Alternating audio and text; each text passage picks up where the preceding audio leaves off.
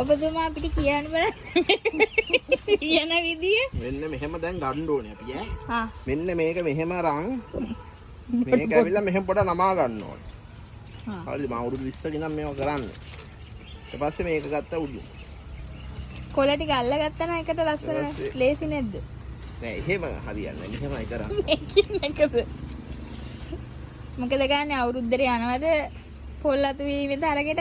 හැම්පාරම් මන්න දිනන්නේ. පාරත් දිනා ඉතින් රාජකරුණා තමයි. රාජවන තමයි.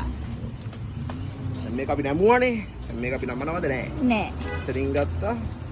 පොඩ්ඩක් මෙහෙම නැමුවා. ඊට පස්සේ කොහොද අනික?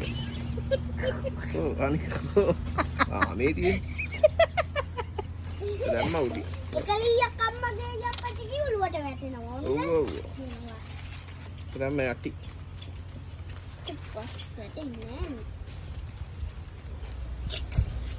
චුට්ටක් බල hina වෙන්නත් ඉතින්.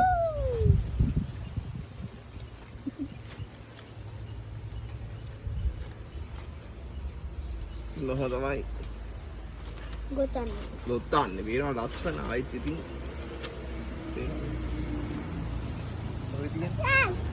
ඔහොම හරි. අපි මේ අවුරුද්දේ සෙල්ලම් ගියක් හදනවා.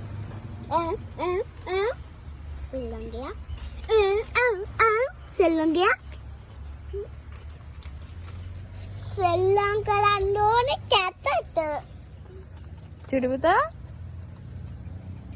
වත් ඔය ගොතන විදිය අපිට කියලා දෙනවද? මම අපි චූටි අයියාගෙන උත්සාහ කරමු. ඒක ගන්නෙ නෑ. මේක තමයි ගන්න. ඒක නැව්වා. හරි.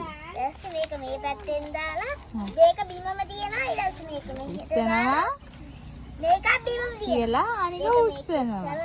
මේක මෙහෙම තියනවා ඊට පස්සේ අපි මේක උස්සනවා මේක මෙහෙම තියනවා උස්සනවා බිම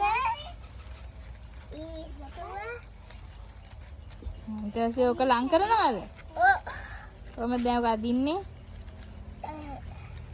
අන්න හරි.